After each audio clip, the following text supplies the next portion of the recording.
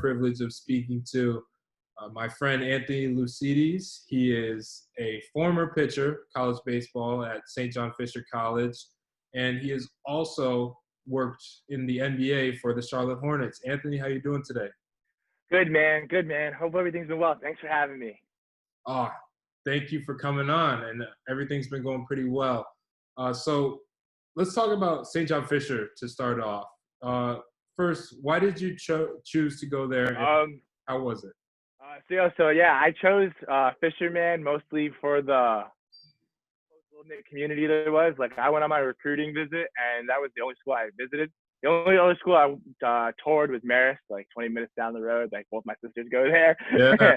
But shout out to them both. But yeah, man. So it was like a small little knit community. Like, I went to high school, 4,000 kids. So like, a little smaller was really cool to have a different like perspective. Like, instead of like not knowing people, like you knew everyone, Right. good and bad. But that, along with like the culture the baseball team had, like it was very close knit. Like, those guys were your brothers. And I really became one of them. Like, those guys, I would do anything for them. Like, they'd do anything for me. Like, going to the College World Series when I was a freshman, man, like all the way through. Like, that was one of the craziest experiences to like witness that dog pile. And then, but that, I mean, then along with like the academic side, because like D3 really gives you that opportunity to like do both. Like, you get to play your sport, but then you get to really focus on your future. So I went in as like accounting, and I really thought like I wanted to do that. And I realized that was way too hard, not for me. And like, sports are always my thing. So I changed to sport management my junior year, and that was probably one of the best decisions I had. I got lucky. I had my internship down with the Charlotte Hornets in their partnerships department. One of the coolest experiences, man. Like, they even got a little Hornets on myself, but I got too much gear. But just like that experience overall, like from meeting players to be on the business side and seeing how much goes into an NBA game, like when you're watching it at home or in the stands, like there's so much that goes on to make it that sports entertainment, because now it's more than sports, it's truly an entertainment aspect in our lives. Like, Right. Crazy, man, to not even see it going on right now. Like, start to see these things start to pick back up. So this next little summer wave of sports should be really interesting for all us fans. Yeah, absolutely, no doubt. And you're right. It certainly has become like more of an entertainment, sports and entertainment sort of business nowadays. And so you mentioned the fact that you had a lot of brothers on the baseball team, and like you was very close knit. And so how did things go baseball wise? You mentioned going to the College World Series. That must have been awesome, right? Yeah, man, it was crazy. My freshman year, like, we got lucky. Like, we were like 32-10 at the time, and like we lost our conference championship, like winner take all game to Ithaca, and like we were like the only 30-win team that was like maybe gets an at-large bid, because the Right. conference Empire 8 didn't have an automatic that year. Yeah. And so Ithaca won, but didn't actually get in, which was like, Oh. like for me, like as much as like there's like the Fisher Ithaca rivalry for baseball, Yeah. like they really they had a good team, man. Like those guys were a good team. Like we lost our opening game to Utica, and then we had to come all the way through the losers bracket, and it's tough, man. Like, it's like college baseball, like it's like any other sport. It's like you really have that like one and done, like. Yeah. But like baseball is a series. Like you can't judge a team losing one game. Like you have to be able to go through and play multiple games to truly see like you can get through it. Like we were the 1 seed, lost to the 4 seed in the opening game. Like that happens, man. It's baseball. Like Yeah. that's one thing about baseball is like anyone can beat anyone on any given day. It's what can you do throughout a series, throughout a season. So like for that, like that was crazy. But then that night when we were waiting to see if we were going to get in or not, like that's like our team, like we didn't think we were getting in. And then one of the guys got the call saying like we're going to Scranton, Uh-huh. the Yankees AAA field in the stadium down there. And we won 4 straight games, ran through the regional. Our first 3 games, we had 3 straight games, comeback wins in the 8th inning. Oh, that's sick. We were down the first game, came back. Second game, 0-0, put up a 9 spot in the 8th. Third game, we were down 1, loaded 2 outs. Guy turns an 0-2 count into a 14-pitch walk to tie the game. like we just had some run going. Yeah. Like it was like they gave us that second life, and we kind of just ran with it. Like you got to the World Series, man. Like those 8 teams, Mm-hmm. those are the top 8 teams in the country. Like Right. like all those teams, like better than you. Like it's like we played Keystone the opening game. Like those guys were men amongst boys at D3. Like, and then Trinity from Texas, man, won it all that year. They were just bigger than everyone. So it's crazy. And then just like that experience, like those guys, like out of my 4 years, I think like that team is the closest of that any 4 I really had. Like that, like that group chat still goes off. Like guys still send stuff. We did a Zoom call at the beginning of quarantine. And like everyone got back together. We got like one of our coaches on there. Like it was a fun time to like see all those guys again. But like that's like crazy. It's like crazy because like when I was a freshman, like didn't really know my way. Like those guys took me in. Now I got to being a senior. Like I have the freshmen underneath me. Like everyone, like to go through that process is like you go from the bottom to the top, and like you learn like it's more than you. It's the team, and the success of the team is what really drives it all. Like, and I think that stands true to like even like you're a Virginia basketball fan. Like that's a culture oriented group that is built on success and development and want to continue to do things daily as a team. And it's not an I, it's a we. I think that really separates me at the college level. Absolutely. Dang, dude, you got some. You're very insightful when it comes to this stuff. It's a blessing and a curse, man. Yeah. like sometimes I get too passionate about things, and it's like I gotta tone it down. But all those things, man. There's so much that goes on to it. I really do think a culture really drives everything more than anything. A strong culture and a strong foundation for a team or for a business really drives it all. Mm-hmm. Yeah. Right, exactly. And, you know, that's like the foundation of all successful things, all successful, you know, facets of life is just having a strong foundation in anything. And so. Yeah, and it's like, and then you got like the Spurs way. Like every team wants to be like the Spurs. True. Yeah, you look at like the Spurs, the Patriots, like the most successful organizations, the most successful businesses always have that. And it's very structured, and you can see it in sports. It's amazing. And so what was the best thing about St. John Fisher? You know, for the best thing baseball-wise, besides the College World Series, of course, and the best thing that was non-baseball? I would say the opportunities. I think the opportunities were really, like, you could do whatever you really wanted to do. Like, for me, like, being in sport management, like, the industry is so wide, and, like, to have opportunities to do like my sport law class, doing an arbitration case for baseball and trying to negotiate a salary for a player, to my senior thesis on baseball contracts and how they change for players based on their, like, how many years they've been in the league, like how much money they're getting at 4 years versus 6 years, and they actually become a free agent. Like it's a crazy topic. Like that's a lot of the issues that go on. But like back to the whole opportunity thing, like you can do whatever you want. You want to go into college athletics, you want to go into professional sports. You want to do all these different things. Like there's a way to do it all. And I really do think it teaches you that. So awesome. And then what else besides the College World Series would you say is the best part about being a member of the St. John Fisher baseball team? That's tough. I got to think about that one. But I really do think I think it's the group of guys. Like I think it's a testament to like the coach. Like Coach Potter brings in guys that like fit the Fisher like Fisher's motto, like good, smart, and talented. Like you're more than a student, you're more than an athlete, you're everything. Like you want to be well-rounded, not only in sports but in life, and you want to just grow. And I think that's like a testament to him. Like he really understands that, and like he may not necessarily be the one to like schedule 6 a.m. workouts, but like he's gonna be like, if you're not getting your work in, it's gonna show, and there's someone else that's gonna outwork you. I think that's a better culture to have sometimes, instead of forcing people to show up to 6 a.m. Yeah. Because, like, realistically, he wants to show up to a 6 a.m. Just like I believe 6 a.m.s are more of a accountability thing. Like you like showing up for 6 a.m. Like, yeah. But in reality, not everyone's a 6 a.m. workout kind of guy. Like I think you have to tailor it to your team more. Right. Which is I think really builds that whole culture and chemistry, and it's a player-driven group. Right. Yeah, and that can be good in a lot of situations, but sometimes that can be, you know, detrimental. Sometimes guys need discipline, sometimes guys need structure. But you know, if you're losing, man, losing's not going to cure it. Winning cures all.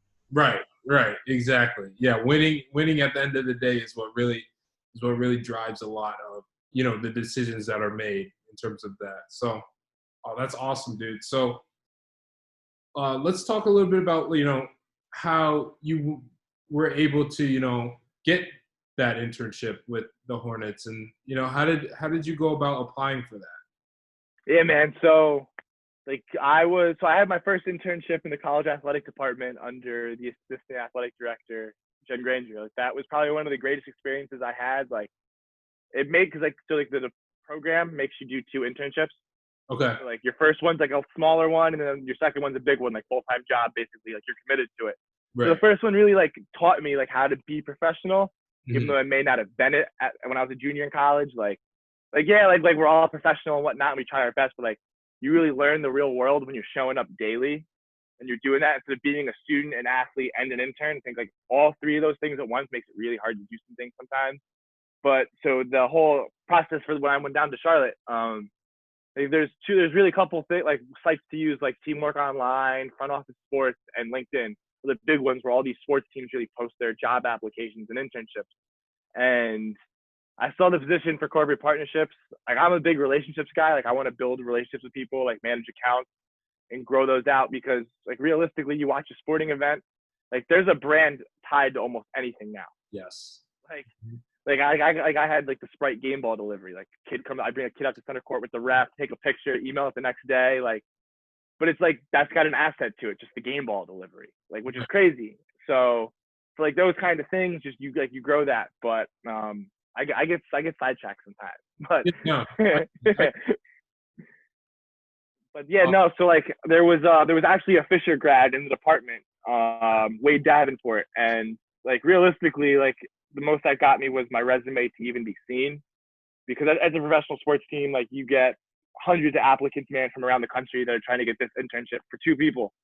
So like when I went through that process, like I really had to I can talk, like I'm a big communicator, like outgoing, like as I'm doing this right now, like Yeah. as I try to do these things, like, and you have to be able to have a conversation, like sell yourself, like build these things. Like if you can't sell yourself in an interview on a phone, you can't sell yourself in an in-person interview.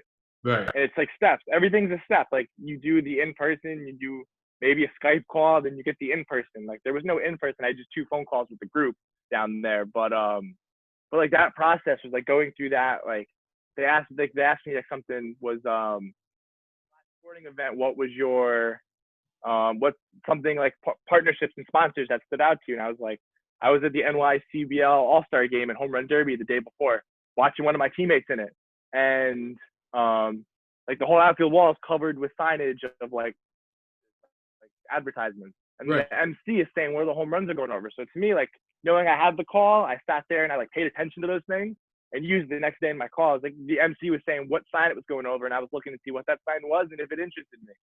So like I really like tried to like understand like what I was going into and how I can build that. I think that was really the big thing for me, was relating it to something I literally did the day before. Right.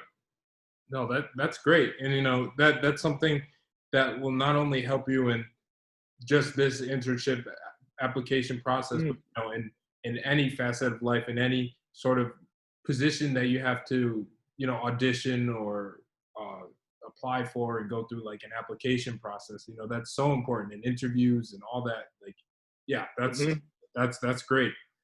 And dude, like really being able to have like an elevator pitch, man. Like if you can sit there and say I got 30 seconds in an elevator with the CEO of this company, like obviously it's condensed of what your resume and like what all your experiences are, but like if you can say that in 30 seconds in front of a CEO, like if you can run with it. That is dope. That is dope. Yeah. Any students listening to this, man, like I hope I'm giving some good insight. Right. Yeah. Work on your elevator pitches. Everyone. That's another really good piece of advice too. And so, what did you expect going in terms of like corporate partnerships and all that? I expected it to be really hectic. I really did. Like I really like expected like days to be long. Like days got long in the season. Don't get me wrong. Like you're there at 9 a.m. You're not leaving till 11:30 at night, and you're back in the next morning. Right. But like early on, like I think like the group did a really good job. Like you get a pretty big learning curve early on.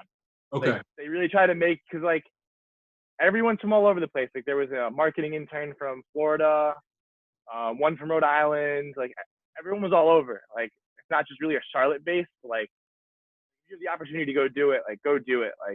Like you're young once, man. Like if you can go do these things, but just like the like atmosphere, like it was a very like inclusive culture. Like too, like everyone was willing to work with you, and you wanted to work with everyone. Like if you weren't doing anything, like they try to give you stuff to do to like keep you busy and like try to help you learn. Like you could go pick their brains whenever. Like I would go, like I would just go shoot it around with like a couple guys in the business development side, like the sales side of the partnerships, and I would just try to pick their brains because even though the internship was more of like activation of the assets and whatnot, and like games, like outside events outside the arena, like doing all those things, like really try to pick their brain and understand the business side of it more than just the asset activation and entertainment side. And it's like, right. like I learned more just picking people's brains than anything else. But it was hectic, man. It was hectic. The first like tip off week, man. Like we had like days of the week for all the like for the Hornets employees. Right. One day like Chick-fil-A, because we just got Chick-fil-A at the beginning of the year as a partner. So like we there was like Chick-fil-A brought food one day, next day was Domino's. It's like going off like we have all these things, and it's like Bank of America, like you name it, and it's like the one running it all. Yeah. Exactly. So it's like everyone else is benefiting, but it's like we're doing all this just for 1 week. Right. Yeah. It's there's so much that goes into it. You know, you're so right, because in terms of everything is money driven. You know, everything's money, man. If you can make money off something, why wouldn't you do it? Right. Exactly. And so, like, what was it like living in Charlotte? Dude, it was beautiful, man. It's one of the fastest growing cities in the U.S. So it's like you're far enough south where you can say you're in the South. Right. You're far enough north where you're like you can go north whenever you want. Okay. Like, I was 12 hours away from back home, like outside of Poughkeepsie. So like for me, like 12 hours, like I got in the car and I went. I just drove straight through to get down there. But dude, it was beautiful, man. Like every corner, like there was something going on. Like obviously, like Rochester's a big city. Like going to school there, like being close to New York City. Like now back home, like going to Syracuse games all the time. Like another big city, but like living there for 4 months where I had this like I don't know, like really just this like opportunity, man. Where like I see the Spectrum Center every day. Like I see the Panthers Stadium. Yeah. Like you're getting an MLS team in 2 years. Like right. Growth of it was like, I think that was the most like fascinating part. And like such a slower pace than New York, man. Like no one's in a rush to get it. No one's in a rush to get anywhere. I'm hitting my horn trying to get by people. Like it was I think that was the stressful part every morning, was sitting in that traffic going into Charlotte. Yeah. But yeah, like it was so much fun, man. Like I miss Wegmans. Big shout to Wegmans. Wegmans was in Charlotte? They weren't. They opened their first location in Raleigh in the fall, but there was no Wegmans, man. I was so disappointed. Oh, true. You missed Wegmans. Oh, you missed Wegmans when you're down there. Okay. Yes, bro. Wegmans. Yeah. All right, we can go for a half hour, 45 minutes on just Wegmans, bro. Like that is the greatest supermarket of all time. Yeah, and if Wegmans doesn't become the naming rights of the Bills Stadium, I don't know what they're doing then. I would love that. I would love to go into Danny Wegman Stadium every. They're one of the businesses that do it right, man. They care about every single person. So big time. Yeah, they really, like, I've been going in there a lot during this pandemic, and they really have, you know, they've handled it the best out of all of the grocery stores or shop markets I've been in. They have handled it the best. They started off, you know, they're very strict. They've sort of become more lenient now as the state has started to open back up, but they still have protocols that each and every one of their employees, they follow it, and they understand, you know, that this is the Wegmans way. That's what they do. And like we were talking about earlier, in sports organizations and in any successful business, that's the model. That's what you need to do. Oh, absolutely. You could truly feel that just by, you know, watching them and seeing what they do over at that amazing supermarket. Yeah, sponsor the podcast, Wegmans. Oh, that would be amazing. The first sponsor of the Echols Unlimited podcast. That would be Yo, the. we'll get some partnerships involved here, man. I understand the business. Hey, we love to see it, man. I would honestly once I am done with the NCAA and all that, I'm going to be all over that, trying to turn this into something that's more than just me sitting in my sunroom talking to people on Zoom. Like obviously, like this is where you start, but Oh, absolutely. You'll be the next Joe Rogan experience, baby. Don't you worry. I think. Well, I'm so glad that podcasts are now becoming more popular. Oh man, it's crazy. It's crazy. Like I'm sorry to cut you off right there, but it's like you have the opportunity to really sit there and have a conversation and like have different opinions and different experiences and kind of put it together. And it's like you just you can bring people in from all over. Yeah. And everyone can have their own opinion, and you can learn. Like you can learn from it. Like you listen to music. Like music has a message. Like I'm big into like the message of music. Right. Like you sit there and have a podcast, and it's like people are gonna people can listen to this and be like, take something about an elevator pitch. Exactly. Like and understanding like the business of things. Like right. To me, like I think that's way more valuable. Honestly, yeah. No, I definitely agree. I think the podcast format of content is truly timeless. Because like you can look at like some music from 30 years ago and be like, oh, this is trash, but it was the number one music. It was the number one, song back in the day. Mm-hmm. You can look at, a TV show or a movie and be like, oh, I don't think it's that good nowadays, but that's just how you interpret it today. If you listen to a podcast today from like, they didn't have it back then, but if you like watch an interview from like 30 to 20 years ago, you can pull something away from that, like it's a timeless content in my opinion. So. Oh no, absolutely, man.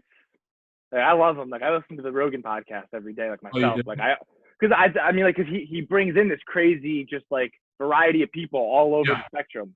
Absolutely. And I think that's like something that is like undermined in today's society sometimes. It's just like it's the my way or the highway when it's sometimes it's like if you listen to what people are saying, like you can really get a good understanding of things. So. Exactly. Yeah. I don't want to get into politics, man. We're here for sports, but we're here for sports. You're right. All right. So back to the topic at so what were some of your responsibilities? Like what were you doing each and every day? So like I was anywhere from reorganizing our storage closet of all our merchandise that goes to partners and whatnot that was simple. That was something simple that like there was no spreadsheet like done to like document everything in there ever. Like that's something I did, like something myself and the other intern Griffin. Big shout to Griffin, man. That dude, him and I, man, it was just connected. Like they called us Granthony. They put it on the back of a jersey our last day, man. I got to give a shout to the department and to him for that. That was pretty cool. That's awesome. But just like from something as little as that to designing assets in games, like the Sprite game ball delivery. Like I did that every single game. Yeah. Had to meet the family, explain to them things like, hey, like I have the penny, a signed ball from one of the players to bring them to the court, picture with the ref, emailing it the next day, and just like going above and beyond, offering a family picture if they want it. I got the camera in my hand. Like, why not? Like if you're sitting there, like they're family of the Sprite business down there, of like people like their family. So like you're gonna want to make it memorable for not only the kids but the parents, and you want to make that business experience resonate to them. Right. Because then they're gonna say, hey, I remember that intern took a picture of my family and I at the game. My kids had this great experience, but I had this great experience. The hospitality is huge, especially at that level. Like you're always trying to do stuff for everyone else. Mm-hmm. And then all the way to having an intern project where we had to enhance the college rush program, where it's like discounted tickets for college students, like select games. Mm-hmm. Like no one ever signs up. Like they wanted us to go table and try to get signups for the program at like the 6 local campuses. Like what college student is gonna spur the moment decide they're going to an NBA game when you could only access the tickets on the Hornets app 90 minutes before the game, within the first 90 minutes before the game, or in the box office all day, or vice versa. Sorry, all day on the app, 90 minutes before tip off at the box office. Oh, okay. What college student, like you're a college student, you wouldn't spur the moment decide you're going to a game. No, yeah, that's something you plan months in advance. Like You I have, tried to explain. Me personally, like I want to go to a Yankee game. I want to go to a Nets game. Like, yeah, I want to go to a Syracuse game. Like I plan it out with people. right, Like you're not gonna say, yeah, let's go to a game tonight. Like that's not how that yeah, works. yeah, It's so for us, like we changed the whole approach to it. Like the last 2 weeks, we got to what we were supposed to do and said we're doing this differently. We tried to like for me, like we all tried to take our departments and build it. Like so for me, partnerships, I tried to put like a brand on it, an entitlement. So like the program wants to provide value to students. yeah, Why not try to pitch it to Chegg? They want to provide value to students. right. If someone steals this and Chegg becomes a partner for a sports team or college ticket program, I'm gonna lose it. But yeah, man, just like it was like sign up for the program, you get a free rental from Chegg the next time you need a book. Right. Yeah. Do it. You go get a book. You're gonna go get more than one book for your semester. It's an immediate return on investment for Chegg, for the Hornets. Everyone's involved. Right. So do those kind of things, man. Like you got to be different from what all these other teams do. Mm-hmm. Because if you do the same thing, man, like that's a sponsorship. That's not a partnership. Right. And that was one of the things I really learned, man. Is like, yeah, I was in a partnerships department, but like, what's the difference between a sponsorship and a partnership? Like, sponsorship is like you're giving us money for an asset. Yeah. Partnerships is a collaborative effort on doing it together. That's very important. And I think a lot of teams now, like for me, like I'm always looking at like job applications and whatnot to send in and see these teams, see which ones say partnerships and which ones say sponsorships. I think resonate differently almost. You know what I mean? Yeah. It's right. It's just one of those things where it's like partnerships. I think a partnership means more than a sponsorship. Truly, yeah. Sponsorship is more of like a player to business. Yeah.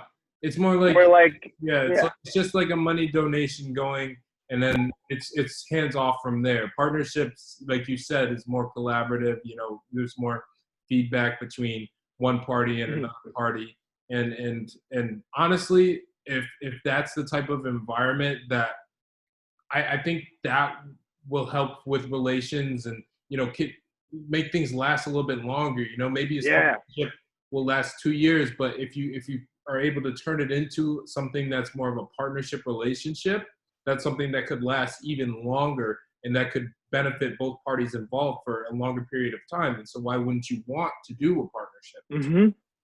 Yeah, absolutely, man. It's crazy. It's crazy. Just like being in that industry was like eye opening. Like, because you're always trying to drive revenue for your organization, if it's in sports or regular business or whatnot. You're always trying to drive revenue.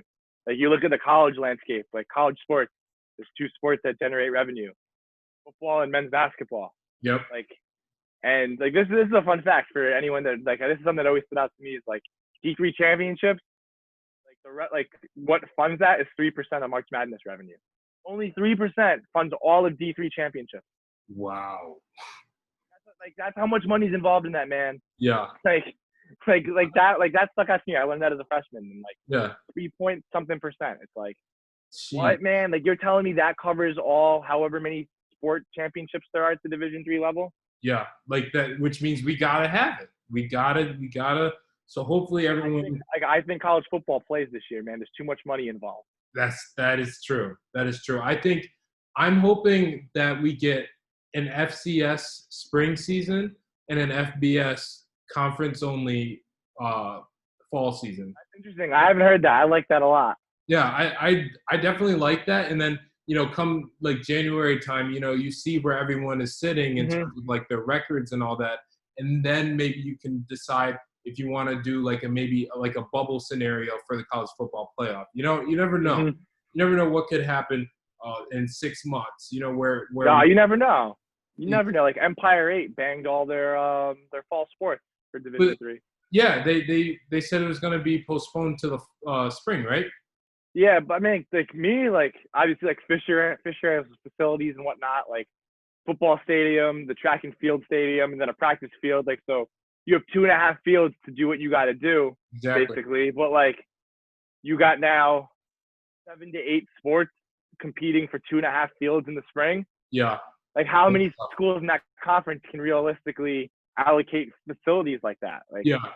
Exactly. I think you're gonna see the sports that get pushed off. I think it's gonna be a nightmare. Right. Yeah, that's going to be tough. But like, you think at some of like the bigger like Oh, the FCS, big ones, yeah. The like big ones, absolutely. they'll be fine. They're able to schedule this and that. And but then you look at, take the Carrier Dome for example. Like they play like what, 3 or 4 sports in there, or they play 3 sports in there: men's, women's basketball, and then football, of course. Or You have soccer, lacrosse, right? They do lacrosse and field hockey in there. I know. Not Okay. not men's, women's soccer play outside. So it's Yeah. they play what, 5, 6 sports in there. So like Mhm.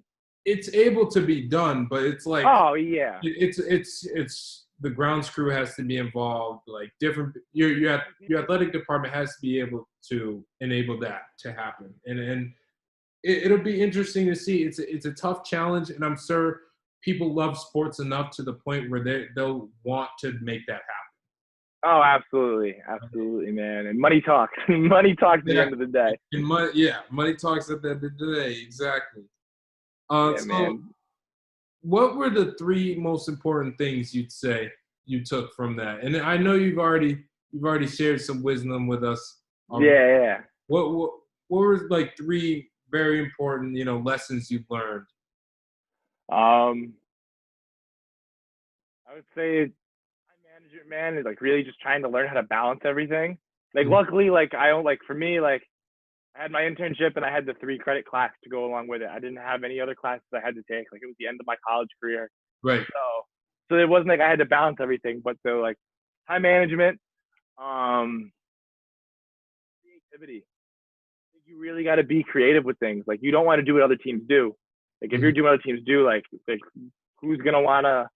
what's gonna make this asset stand out to people? And then time management, creativity, and I think you got to be passionate. I think you have to find what you're passionate about.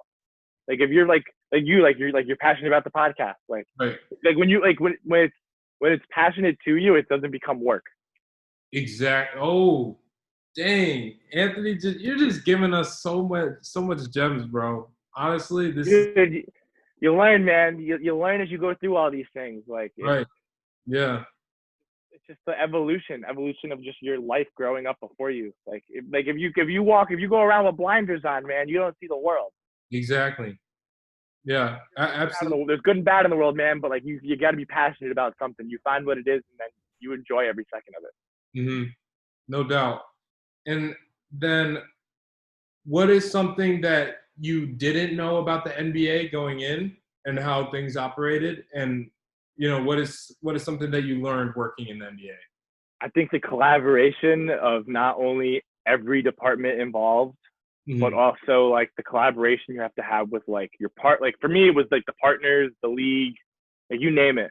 Like, or not, like, let me take that back. I think the most fascinating thing I found out that I didn't know is any nationally broadcast game, any signage of partners that can be visible on the broadcast, league partners only. Really? So like we had like when I think the only national TV game they had was when the Celtics came to town and Kemba returned. Yeah. And so all like the courtside rotationals, that like those LEDs that rotate through, Yeah. your basket padding, your any little like Yeah. below the benches, like each seat has like a Gatorade logo. Those come off. Everything comes off, and it's partners only of the league, and like TNT broadcasted the game. So it was like Bleacher Report showing up on it, like you name it. Yeah. No, that was the most fascinating to me. Yeah, absolutely. Like the league really truly just runs everything. Like that's wow. Like, because like even if like the NBA is one of those sports where like if it's on a national broadcast, your local broadcast is still airing it. Okay. So like me, like so like if the Nets are on ESPN or TNT, and I don't like the announcers, I can go to Yes Network and go watch the Nets game and listen to their announcers. Listen to Iron Eagle go crazy. But right. But yeah, but to me, it's like if I can go watch it on my local one, like I wish I could. Like, you're a business and you're a partner of the team, like you should still want your signage to be shown. Yeah, Look at the Lakers. Like, how many games do the Lakers have in their national broadcast where those local partners are losing out on signage game after game? Right. Yeah. No, I was thinking about like the local partners and, what happens to them in terms of, the NBA and their national televised games, because obviously some teams get more nationally televised games than others. So it would be more lucrative to be a local partner of a team that is not very like a smaller market team per se. Yeah. Will be to be partnered with a big market. But then again, how much does it cost? Because, you think about the money that's involved in a small market and the money that's involved Oh, absolutely. in a big market. Sometimes it's more important to be with a big market team, because you probably might not have to throw as much money into a partnership or a sponsorship you want to do. So it's so many different factors. And I think what you've really touched on is it's more than just, them rolling out a ball and 10 guys going out and playing the game of basketball. It's so much that goes into the broadcast and the partnerships and even the game ball, like you were saying. Like it's in jerseys, especially jerseys now, where teams have their logos on the jerseys and all that, and they're switching from Adidas to Nike to whatever, like Under Armour. They have Under Armour for the draft process, but they were Nike Summer League jerseys, and then they were Nike. Like it's crazy. Yeah. It's how much money can you make off it, man? Like exactly. Yeah. I don't like, me personally. Like, I get the whole advertisements on jerseys, but like I don't like seeing the Nike logo on a Yankee jersey. You don't? Okay. I don't think like for years, like, so like Majestic used to be the jersey of the MLB for years, and Majestic they just every other it was on the sleeve, and every other team's like you could see it. Yeah. The Yankees one you couldn't see it. Right. Like the color of it was like white or whatever or something, so you really couldn't see it. But like then like New Era, like it was the first time they got their logo on the hats in the postseason in like 2016, I think 2017. Right. And then the next year they had their logo on all the hats all year round. And like it bothers me per se on a Yankee hat, because like every Yankee hat I buy has one. Like it's nothing new. But like the on-field product, it's definitely different. But like New Era is the number one hat supply in the game, man. Like they got to get their logo out there, and I get that. Like like I don't want to see a Nike logo on the front of a Yankee jersey. Me. I mean, Nike is just really monopolized almost. You can almost say that Nike has pretty much monopolized, the the sports industry, man, in terms of jerseys. Like all apparel is Nike. The Nike has the NBA, the NFL. They have Major League Baseball now. They have a lot of the top sports programs in the country: the Oregon, Duke, Stanford. Like a lot of the big, you name it, man. Programs. It's the Alabama. They have big time, like Ohio State. Like almost every program you can name is associated with Nike, and they've really just taken it to the next level. It's insane.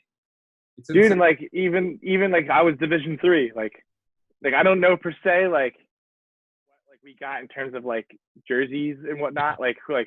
But like I know like the school switched to Nike, and like baseball we were Russell for my first year. Okay. And then we started switching to Nike jerseys over my last 3 years. But like every student athlete wants Nike. Yeah. Like like everyone wants Nike, man. Like you want to see the Nike jersey. Like it's just how it goes. Like there's nothing more exciting than walking into that locker room and seeing a bunch of orange boxes just sitting around, or a bunch of like the black tag Nike with the white Nike logo on things, and the wrapping. Oh my gosh, it's like Christmas for a college athlete. It's Christmas, dude. It absolutely is for a college athlete, man. Like it's just crazy. But like they've completely monopolized the game. There's no doubt about that. It's insane. And I mean, I don't hate it. I'm a huge Nike guy, of course, but like other brands, they just have to be more creative. Like you were saying earlier, they're going to have to be more creative. They're going to have to, establish themselves. But I don't see where you go at this point. because you look at like creativity. What can you do? You can sponsor athletes who are like the most creative and the most like special in their sport. Okay, you look at Nike. Who do they have? LeBron James, Everyone. Williams, Tiger Woods, like the biggest of the biggest of the best. Michael Jordan. They have Michael Jordan. Michael Jordan started his own brand with the company. That's like, crazy, man. It's insane. And I wanted to ask you about this. You know, you working for the Hornets and all. Did you ever get to see the GOAT in person? Man, I saw him once at the home opener. Okay, awesome.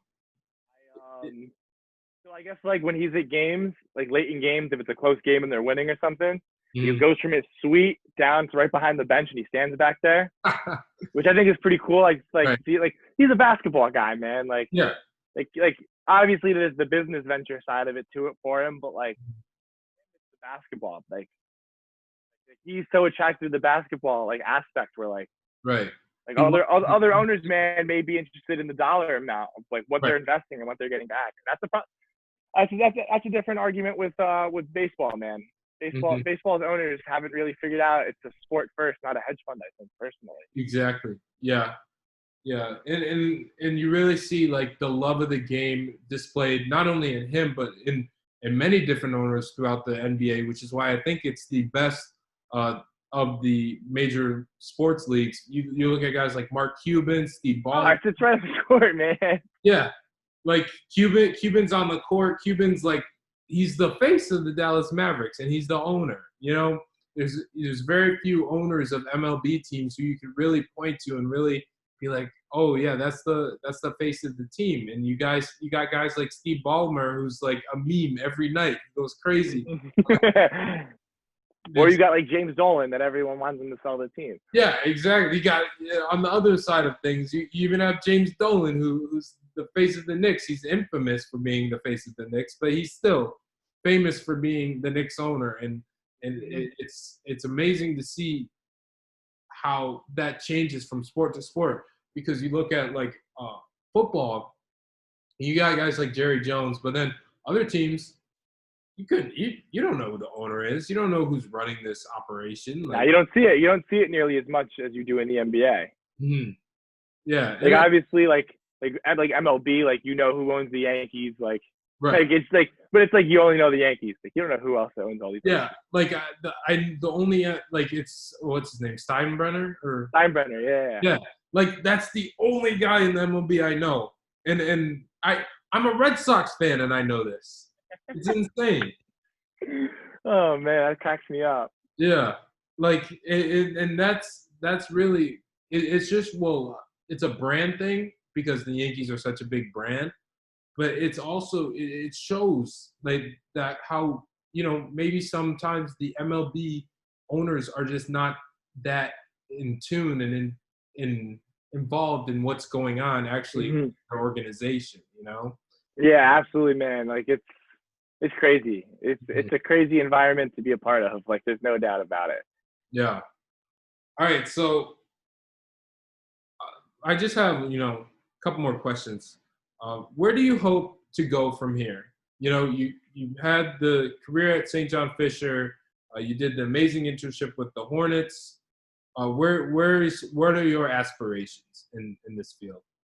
So I really want to get back into like a partnerships department for a pro sports team, college level, like really get back into it and really grow my experiences. Like I did so much down there, but I think like the two things I'm missing in my career to this point are managing an account on my own and sales, like learning how to truly sell. I think those are the two things like I'm missing. And like for me, like I go into an interview with, like, what are you looking to get out of this? It's ultimately like I want to learn how to hold accounts, manage them, retain them, and sell. I think those are the two things that like if I'm missing, like it makes it a little harder, but like I'm also entry level. So like right. I'm looking at things that like may not need 5-10 years of experience, but like I think I want to grow myself that way. And even to like see myself like maybe one day start my own like marketing or like agency or something. So I think that's long term. Don't get me wrong. Like maybe even own my own like agency in sports one day. I already got a name, Diamond and Ice, rep baseball and hockey. That'd be pretty cool. Yeah. But But like those things, like I think that's like what I want to do. But like, like one day if I like figure it out, like Right. maybe start my own sports agency or something, or a marketing agency. Yeah. And That's really that. it's so important to have those aspirations and to want to like strive for the best and strive for greatness. So I completely agree with you, and I completely support you wanting to do that. And starting your own business is probably the most profitable thing you could do in this in this market. Yeah. And that's, and hats off to you for you put it out there, you work, you manifest it, and hopefully everything works out. And that's it's a grind, man. There's no doubt about it. exactly. It's a grind, and that's it's up from here. All right, so Absolutely. last topic, the Brooklyn Nets. I have a few things I want to hit real quick. Okay, the Brooklyn Nets going into the bubble have very few of their original players that they ended with on March. What was it, like March 13th when the season ended? Yeah, they beat the Lakers though that last day. No lie. True, they did. So going into the bubble, what are your thoughts on what's going on? They got a lot of obviously you don't have Dinwiddie, that was like one of your core guys that came up through their whole development process. Yep. I still got so many of those guys, man, that are grit and grind. Mm-hmm. Dude, I love Joe Harris, man. Like there's something about him, Harris, there's something about him, man, that I just enjoy. He does everything great, and he's gonna do whatever's needed for that game. I think that's really what Brooklyn's about. When D'Angelo Russell was there, man, that team was whatever was needed for the game to win. Right. And obviously you bring superstars in, your culture changes more, but I think you're going to see it for the better, man. I do think they're following the Spurs model. Marks the GM is a Spurs guy. Atkinson was a Spurs guy. Vaughn now, the interim head coach, Spurs guy. You look at all these pieces and it's if you want to win consistently, build it from the ground up. And absolutely. People don't get me wrong, man. Losing D'Angelo Russell was breaking my heart. I wish they never let him go. He just got the best scorer in NBA history. No. Oh man, there's no doubt about it. And I don't argue it. And people say that this next season was a waste. It was truly never about this year. Mm-hmm. But at the same time, you got another year to develop all these guys, your Joe Harris's, your Jared Allen's, your Dinwiddie's. Dinwiddie was averaging 20 and 9, man. What other guards are averaging 20 and 9? Yeah. Come on, and he wasn't an all-star. He could have been an all-star, no doubt. No, should have. Okay. You look at the guys that got picked ahead of him. You could. Kyle Lowry isn't having that good of a year compared to what Dinwiddie was putting up. True. Don't get me wrong, winning cures everything. And like I said. Yeah. No, a lot of times it is the guy who has, the reputation, the Kyle Lowrys, the Chris Pauls, those guys who get those votes to get into the AllStar game. And no doubt. Yeah, pay respects, but at the same time, I think they should do 15 guys per conference for an all-star. Mm-hmm. And you can easily do that. All-Star game is not something you want guys playing heavy minutes in. So, you get 15 per conference. But and then at the same time, people are going to be like, oh, that's oversaturating it. It's not going to mean as much if you have so many guys. But then you look at what the NBA is right now, and the NBA, in my opinion, is at its peak in terms of the talent in the league. And it's insane, man. It's insane. The talent and the parity in the league is at an all-time high. So, if there's a time to go to a 15-person NBA or 15-person All-Star game, it's now. So. And I think we live in a world now where most people are fans of a player more than a team. Exactly. Me, if Joe Harris leaves the Brooklyn Nets, I might just be a Joe Harris and D'Angelo Russell fan. Yeah. I've been a fan my whole life. Right. Yeah, and a prime example of being those are my two guys, man. Those right. Yeah, and the prime My two example. guys. Yeah, and the prime example of being a fan of just the player is me and my guy Justin Anderson, who just got signed a couple weeks ago. He's now So he replaced Beasley, right? Or that's still in the works? I was trying to Google it a little before. he replaced Chandler, Wilson Chandler. Okay. So that's what he's there to do. But like at this point, like like they need everyone replaced. You know, They need everyone, man. They like, they need all. they have no one from their regular team going. But Justin Anderson, Joe Harris, they're back at it again, where they won an ACC championship at UVA. So hopefully they can do some damage. You know, not too much damage because Mm-hmm. Sixers are still in that conference. So we Yeah, still. that's another thing, man. Joel Embiid should have been ejected from that game last year. Hey man, we talked about this already. We did talk about this. Yeah. But yeah, no, that was a heated series last year. I thought that was a good warm up for the Sixers. I thought they should have brought more against the Raptors, especially in the middle of that series. And then obviously Game 7 when Kawhi traveled, you know. It's the NBA; they all travel. But yeah, exactly. So it was a great moment. It was a great shot. You know, shout out to Kawhi. He's one of the best in the world for a reason. But you know, I have no hard feelings towards it. I just wish it ended a little differently last year, but it happens. Yeah. And my last question for you is, what are your expectations when KD and Kyrie return? What are you thinking? You know, I think it's going to be really contingent on who the coach is. Okay. I think if you have don't get me wrong, man, I love Kenny Atkinson. Like he made that team so much better than they freaking were. Like they were so bad, man. Like so bad. Like they were 8-18, man. And like don't get me wrong, like props to like Dudley for having that players only meeting. And they went like Dudley had that players only meeting. Like D'Lo became a man, balled out and whatnot. But like I do think like it's gonna be interesting. Like what does Vaughn do now? Like how does he react? Like his philosophies, like he's very similar to Kenny, I've noticed from like what I've read, and he has his own different things. But like me personally, like I don't want a Mark Jackson, a Jeff Van Gundy. Like I don't want those guys. Like to me, give me a guy like Phil Handy that was the shooting coach or the assistant in Cleveland when Kyrie was there. Right. Like give me one of those guys that like aren't as known, that are the grinders. When you're like Brooklyn's about the grit and grind, that's the borough.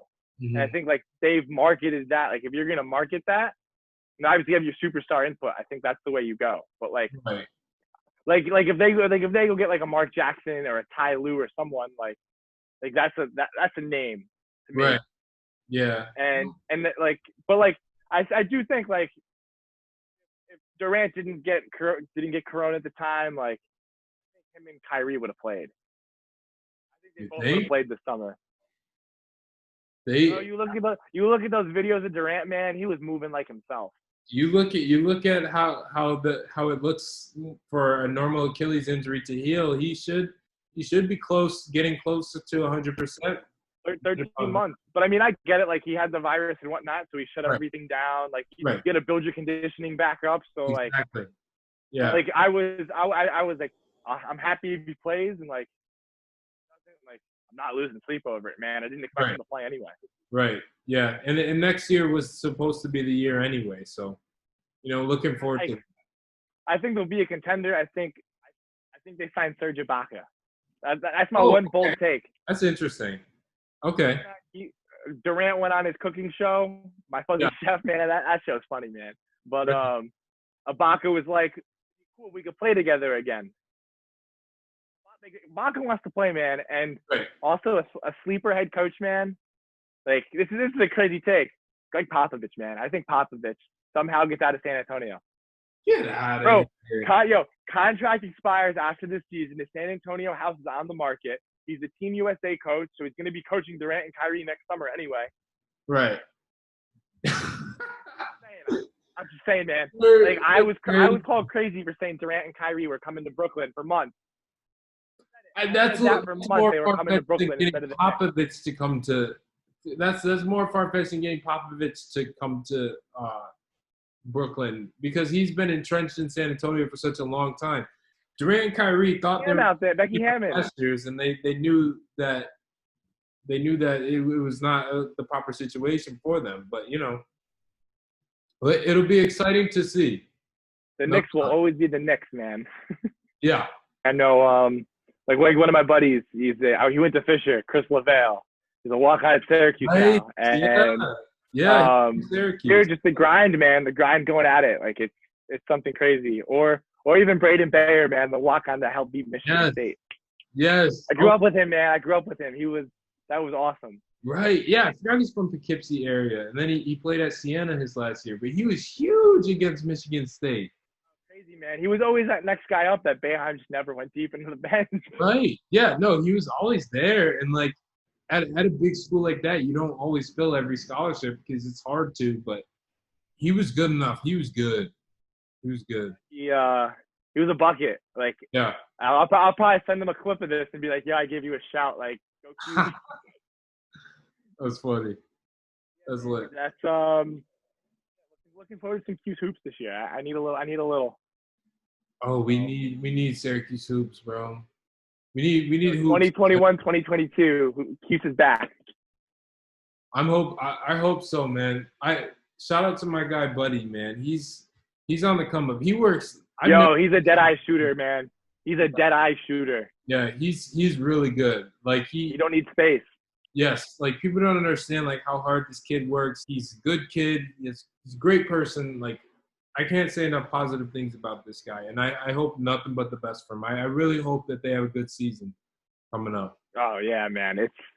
Dude, I love watching him and Gerard, man. Those two are like best friends. Like that now they're making TikToks together. Right. Yeah, I saw it. Yeah, it's amazing. No, but that's great. That's the type of camaraderie you need in that tight knit family style. Yeah. Absolutely. Yeah, I might hold the record a while for the duration of the podcast. I might hold a record for a little bit. I don't know how long this has been, but this is probably going to be up there, no doubt. I think broke an hour. Oh yeah, easily. Yeah, I know. Dude, this was awesome, man. Thank you for having me on this, man. I had fun. Of course. Yo, absolutely. Dude, we're definitely going to have... Yo, and I got to give a shout to my sister, Jules, man. She's been itching to get on here, I heard. I know. She wasn't too thrilled. Right, yeah. Well, for those who don't know, Jules is one of my best friends from Marist College. She's going to be on here eventually. I know she's feeling some type of way about the fact that her brother got on before her, but it is what it is. Man, I told myself. How did she find out, by the way? Dude, yeah, yesterday I came home from work and I was asking like how her day was, and I was like, yo, like may or may not be on the Echols podcast tomorrow. Dude, first she got so mad, her face got red. Oh my gosh, that's hilarious. Yeah, man, like. Sorry, man. She makes Marist women's basketball go round somehow. Like it's crazy. And then I got to give another shout to my other little sister. Right, walk on it, Marist, man. Yeah. I missed her first bucket last year, but proud of them both. Like, grind, man. You grind, good things happen. Big time. Loussedes family, great family. You're all great kids. You're all good friends of mine. So.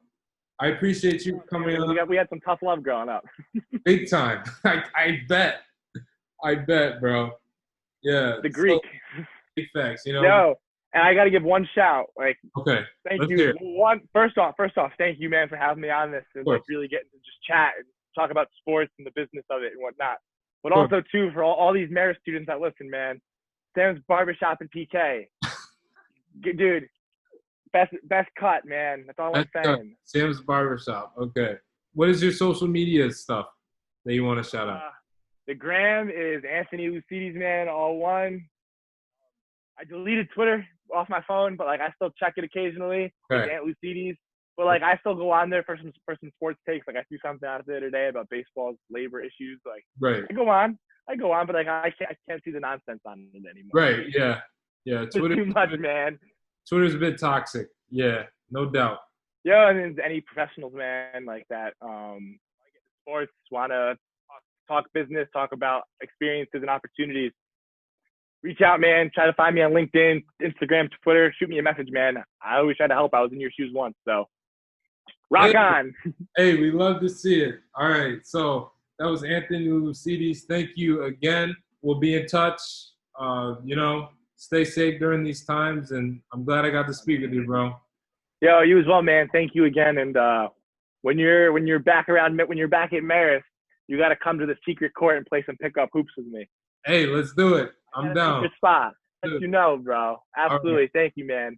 Awesome. All right. I'll see you. Peace, bro.